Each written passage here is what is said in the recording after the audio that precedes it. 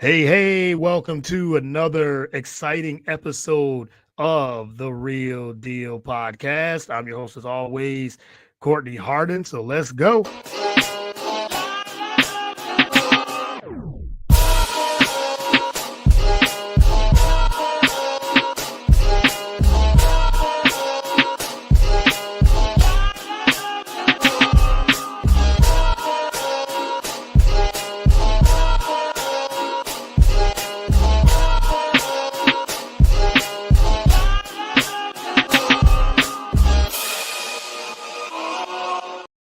All right. Welcome to another episode of the Real Deal Podcast. I'm your host, Courtney Harden. Glad to be back with a new and exciting episode. I got a great friend back on the show.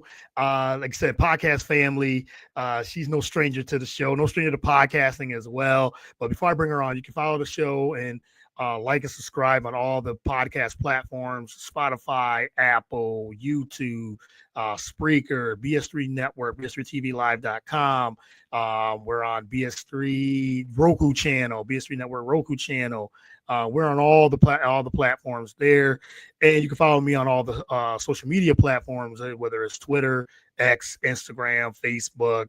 I'm on Blue Sky, trying to get into that, and God knows a lot of great conversations over there. So I'm on Blue Sky and TikTok. So yeah, so like I said, anywhere you get social media and the podcast platforms. Well, I am not going to keep my podcast family member on, in the background too much longer. And I always like to give her kind of a different intro. So, but she definitely has a different intro now because she has a different bio. So first and foremost, two-time Emmy winner, producer. She's also the host of the Blitz podcast. Subscribe to that as well, and follow and like and share that as well. Sports reporter, writer, and now she's a part of the Sports Illustrated family. Let me tell you again, Sports Illustrated family. That's SI.com. We're gonna get into all of that, all her new endeavors and everything. So Deb Whitcas, welcome to the show. Really appreciate it. Hello, Courtney. I'm so glad to be here. How are you? Yeah, I'm doing well. Like I said, I always got to give you a different intro because we're such good friends, and I definitely wanted to do that as well. But how have you been? I know you've been super busy. We're gonna get into a lot of different things. So how's everything going with you? Good. I mean, like you said, just really busy. Started with SI.com, and I'm covering high school sports. So it's actually called High School on SI. And actually, when I'm getting off this podcast, I'm actually going to be writing my first article. Did my first interview last week. Interviewed Delaney Kroll. She is the number 37 softball player, hitter in the U.S., also number 1 in New Jersey. So that was my very first SI.com interview, and I'm writing an article now, and we'll also be releasing the actual footage of the interview too. So yeah, for sure, I'm looking forward to it. And as I said, I text you as soon as you saw it.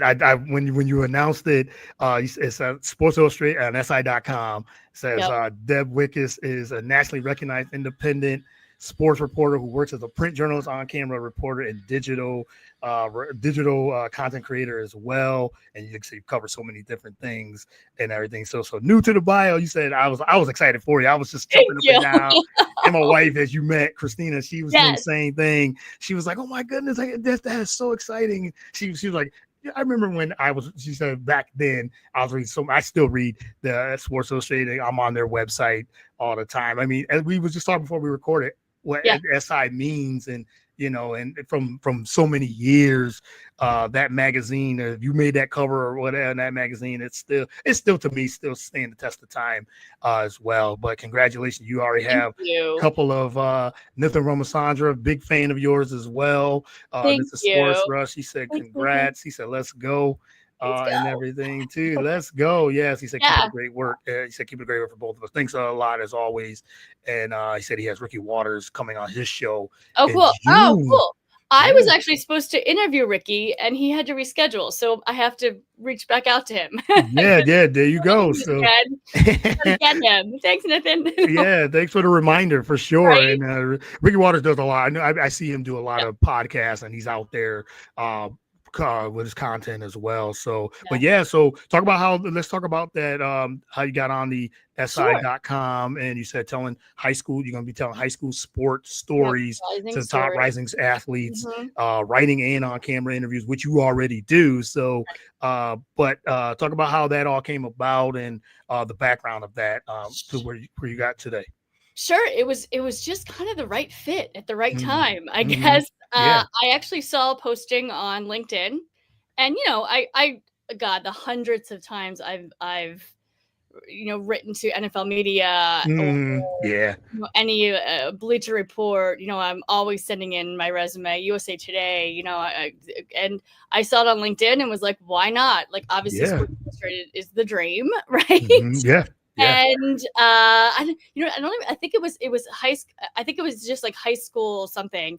And I sent it in and got a reply, shortly after I sent in.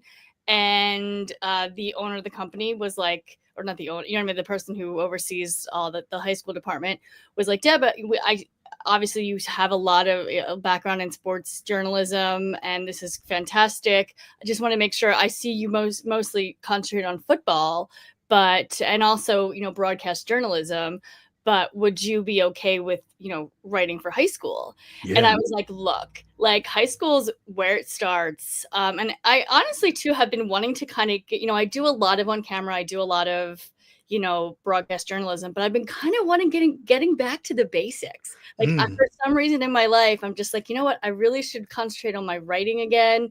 I feel like I haven't done a lot of that lately. So I was like, let me go back to the core. That's also why I wrote in and why I put my resume in. And he was like, I was like, sure, I'll write. And he was like, are you okay with writing? And I was like, absolutely. And he's like, I'd be happy to look at your writing samples. So I sent him my writing portfolio, and he reached back out the next day and was like, welcome to the team. So I'm starting on a freelance basis. I kind of get to pick my schedule. And I've pitched him a couple ideas that I'll be doing. Delaney was one of them. I also have an article coming out with She's a Baller, which is the She's a Baller Combine. It's happening in San Diego the weekend of June 7th. Okay. So it's flag football, women flag football have a combine, and there's going to be 21 scouts there representing colleges. So they're going to give some scholarships out to some young ladies. So I'm very excited to cover that. And then also to Jen Welter, the first female coach in the NFL. She has I don't know if the press release has come out yet, but so she's got I guess it's an app that tests women's strength and it gives numbers, and it's called Hers 365. So I'll also be interviewing Jen at the combine. She will be there as well. About that. So those are the kind of up and coming stories that I'm working on. And guys, always looking for stuff too. If you have an idea and it pertains to high school, bring it to me. I'm interviewing all rising high school athletes in the U.S. and also international. So this summer, I think I'll be going to be doing the top 25 athletes, men or women, in the U.S. As well, interviewing their coaches, interviewing them, and I definitely want to talk about NIL. I want to do a story about mental health and how these high schoolers, keep it all together. How do they keep their athletes, their top athletes, and they're also in school. They also have family. They also have friends. I mean, it's a lot of pressure for these kids, right? So I definitely want to concentrate on do an article on that as well. So yeah, just a lot coming up, and can't wait to do it. Yeah, that creativity that I know last time we talked, you were talking about, like you had said before, that maybe getting back to the basics and things like that, and you're like, and then this opportunity comes up, like literally now you're hitting the ground, like you're hitting the ground running. I can just tell, like the ideas are flowing, and you're just ready to just. And then you said you have just such a great on camera presence, and even behind the camera presence as well, but the interviewing skills you already do. You have done those things, so now it's just I've done my entire life. So right. Natural at this point. I've been on TV since I was 12, so I kind of just where I feel comfortable, and I love it, and I love everyone's stories. That's what makes me excited. Yep. So I get to tell all these amazing athlete stories, and the one cool thing is also as well, I should mention that I can also do pro. As long as it comes back to high school or their high school or something of that nature. Like, it just has to tie in. So any pro athletes out there that, they have a high school story that want to tie something back, I'm good to go. You know what I mean? Everybody went to high school, right? So yes, that's I mean, that's so excellent. And it's great to hear, as you said, even the stories off the field or off the court. You said like the mental health and NIL, business, transfer portal. That's a huge thing transfer too. portal is huge to them. Actually, this story that I'm Huge. running on Delaney, that's a big thing that I'm going to talk about. So it's just there's so many different avenues that I could take with all of these different stories, and I'm excited just to get started.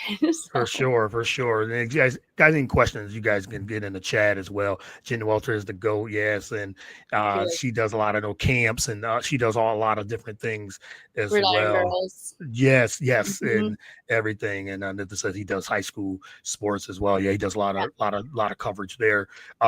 As well. So a lot of ideas. You got like a lot of great ideas. You're ready. Like I said, you're hitting the ground running, and it's good. It's good to have that type of all that content and just ready to say, okay, I'm ready to tell this, tell these athletes stories.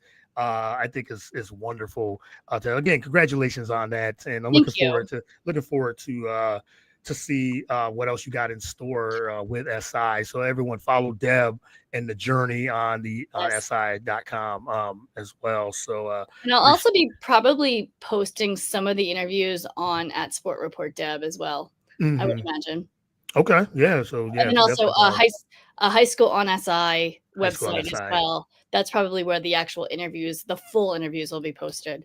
Okay. Well, you know me, I'm definitely always, I follow. So I'll be looking for all that great content. The storytelling is what we love to see and love to watch and hear. So it's good to have that. So so stay tuned to the high school on SI. Love to see it. Let's go.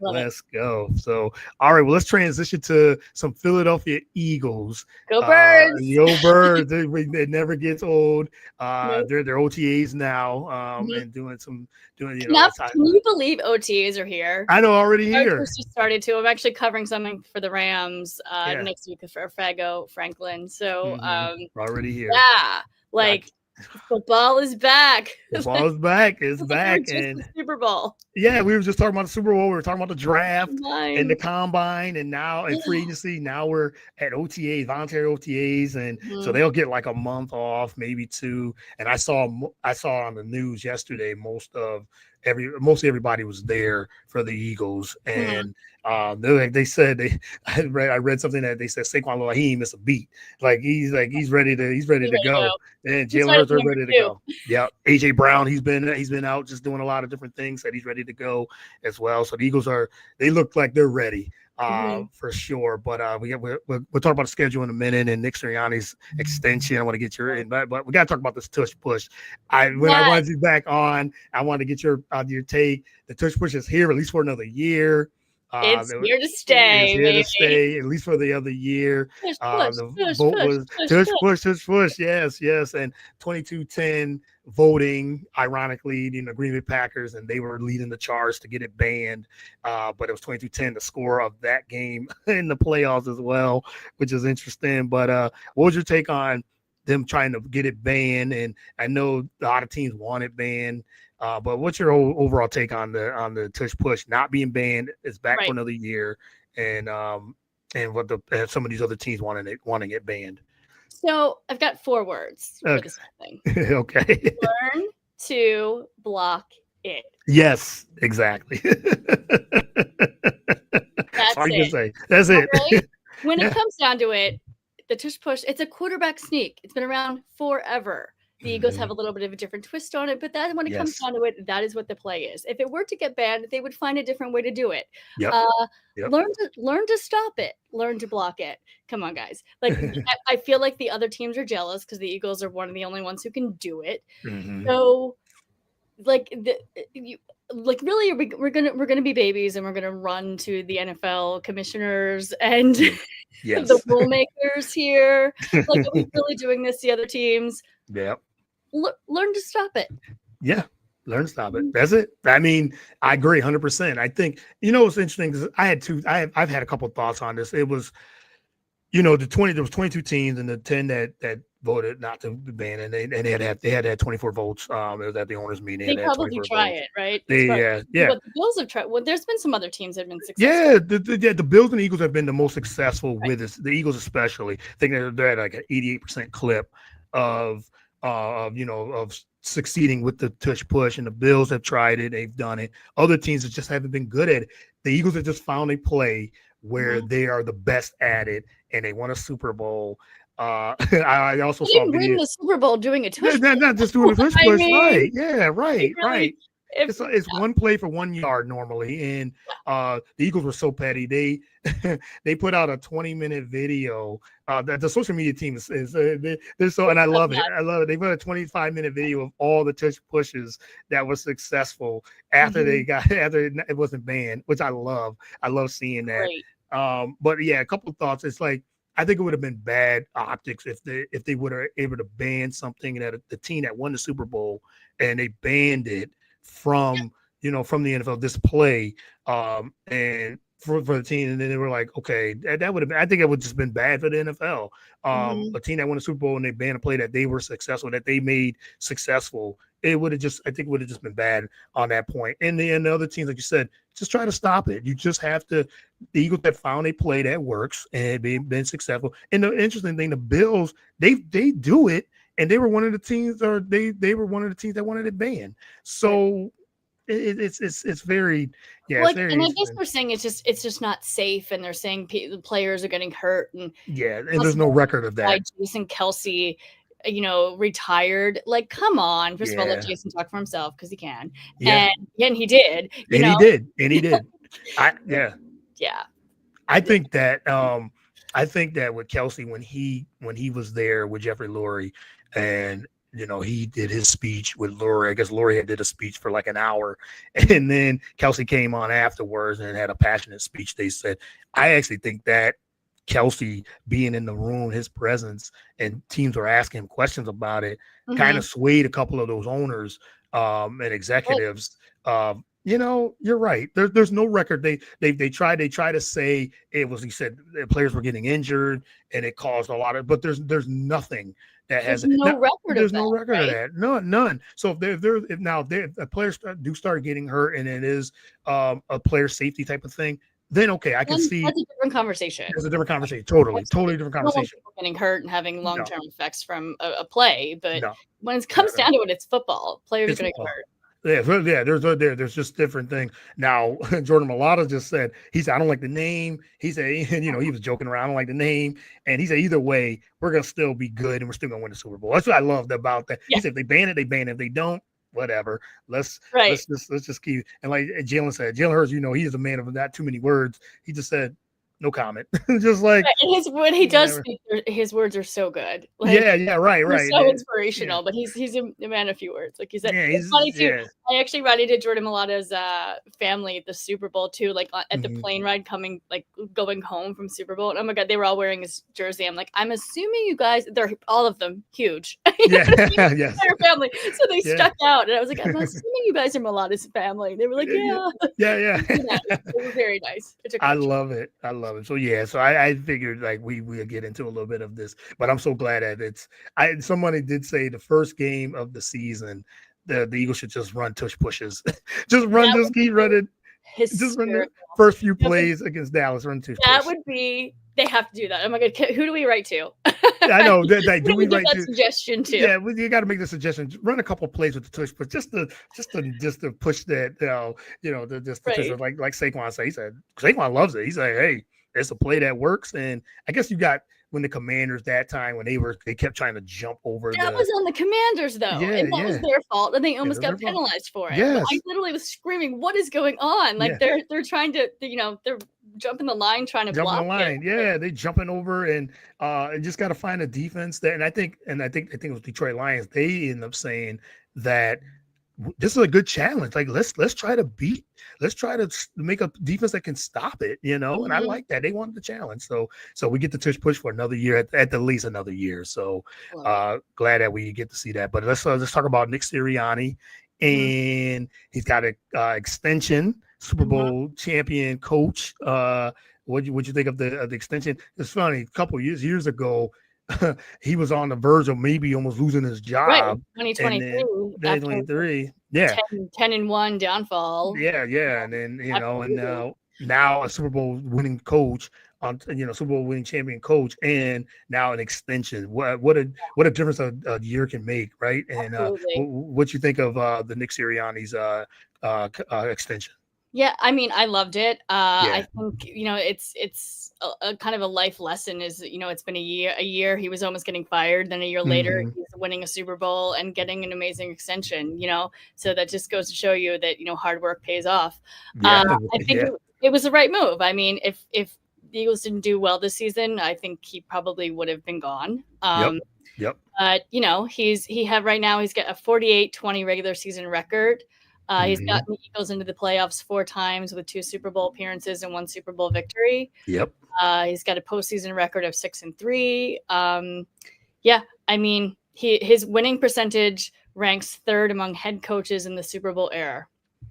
He's behind John Madden and George Allen. Yeah. Yes. The 5th best winning percentage in NFL history. Hmm. I mean, you can't argue those stats and what he's done. As you said, 2 Super Bowl appearances. He gets his team, as we said, like the last 3 years, they've had such great records. Said there was 2 Super Bowl appearances. Even when they were in 2023, they were 10-1. Yes, they did collapse, so that almost got him fired. But last year, it just shows that they had faith in him, kept him there, and the one thing I do like about Nick Sirianni, what he did, he relinquished like a lot of different. He just now said, I just want to coach now. I have my offensive coordinator, I have my defensive coordinator, and I'm just letting them do their. I'm just an overseer now. I'm not calling plays. I'm not. All the plays do go through him.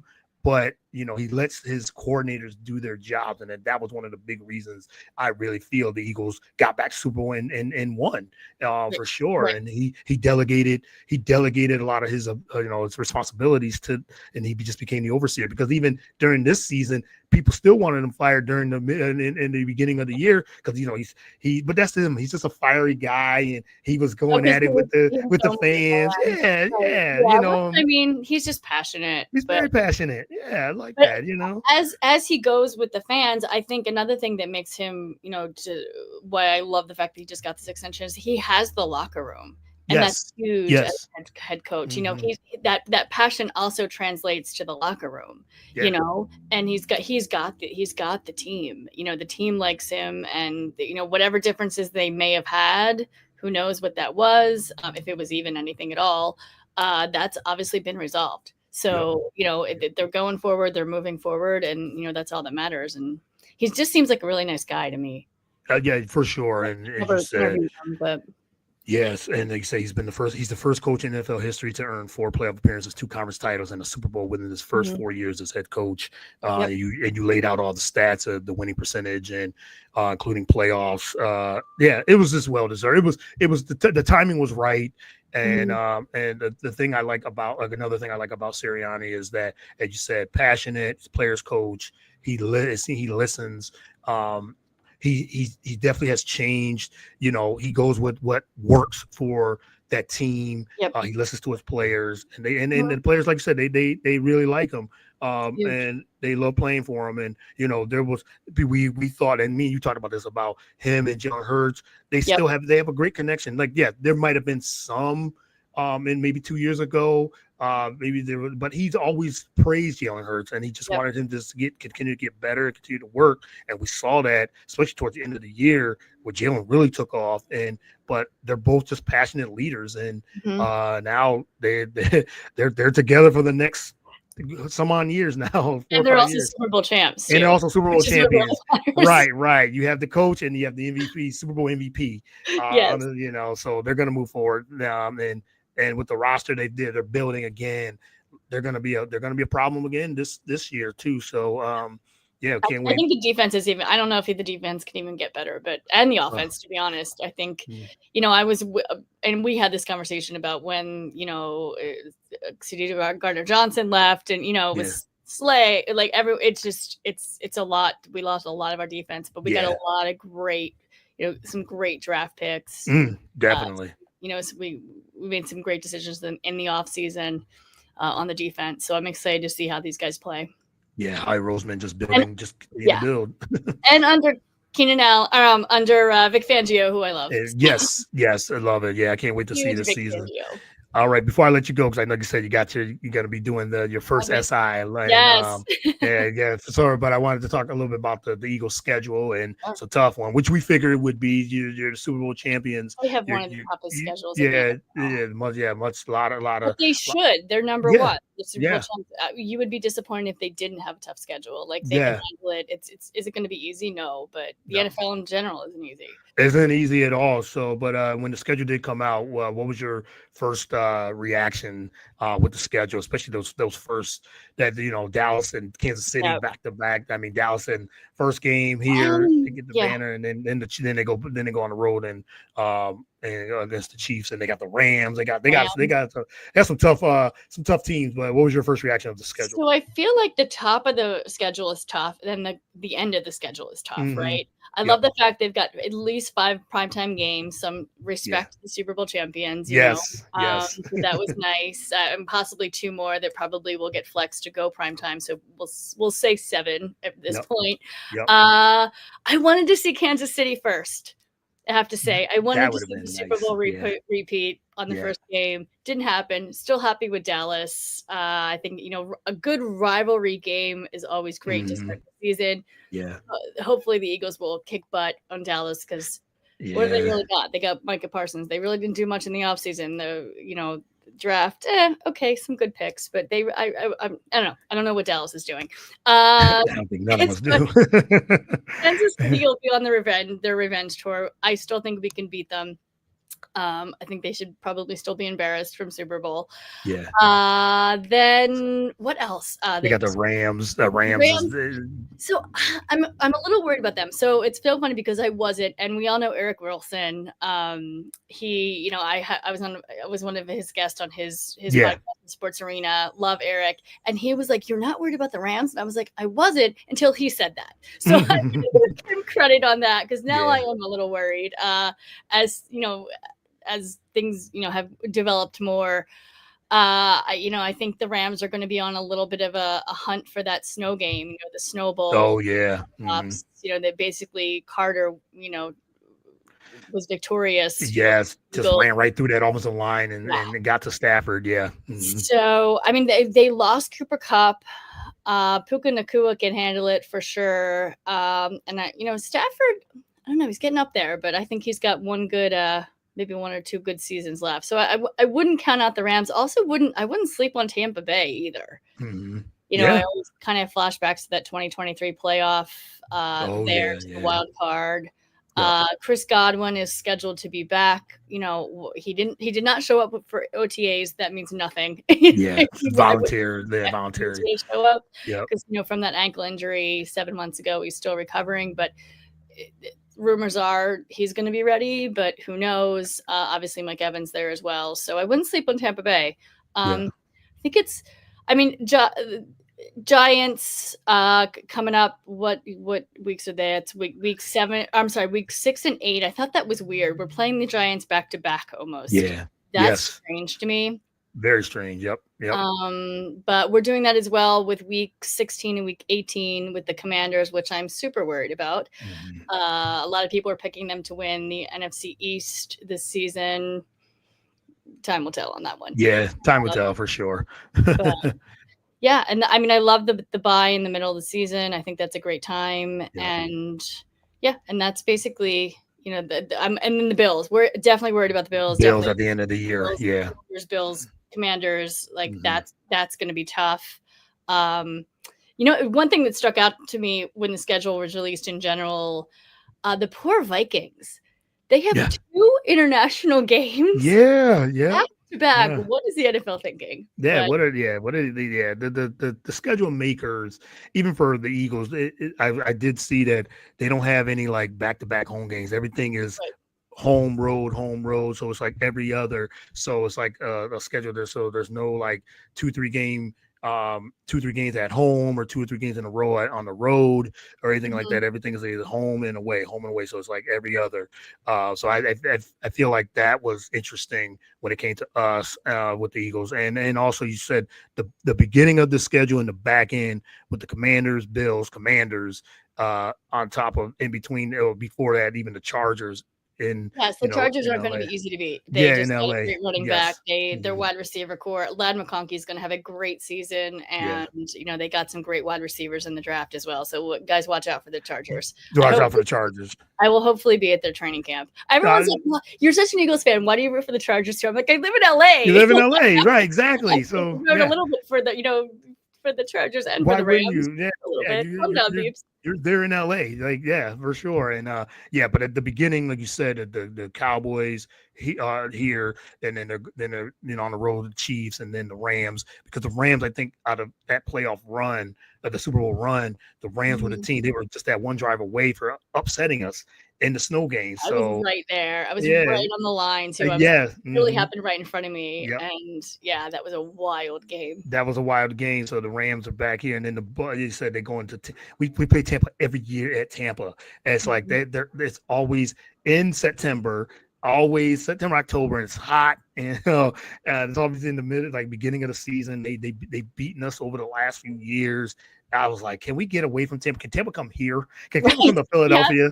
Instead of us going to. I know that the weather's nice in September, but it's pretty nice here in September too. So, but they schedule that there, and then Denver, and then you said they got that middle in between Packers, Lions. I know a lot of people wanted the Lions, maybe the first week too, or the Commanders.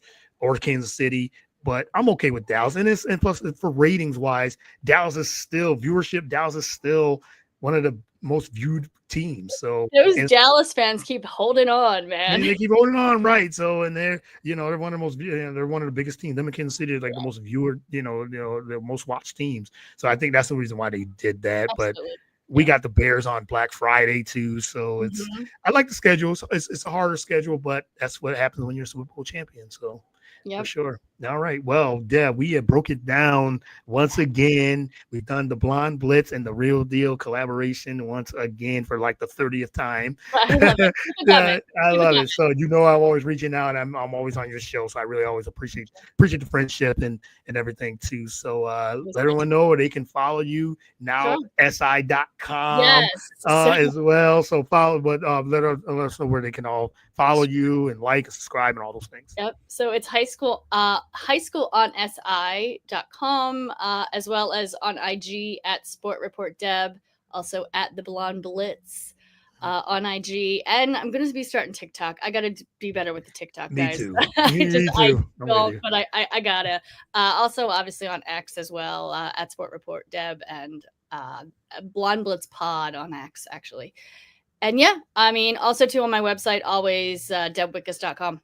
So guys, reach on out. I'm here. Happy to hear your comments. If I'm doing something great, if I'm doing something wrong, tell me. And love to hear from y'all. Yes, and I'm looking forward to, as always, look forward to your content and the videos, and especially now that you're on SI for sure. But we'll be chatting right before the season. Yes, and all the time. we tag all throughout all through the year. Are like texting during games. Yeah, we're texting the games and texting. We're texting before the game, after the game, during the game, and everything too. So, but I'm always a pleasure to, catching up with you, Deb, and enjoy the summer.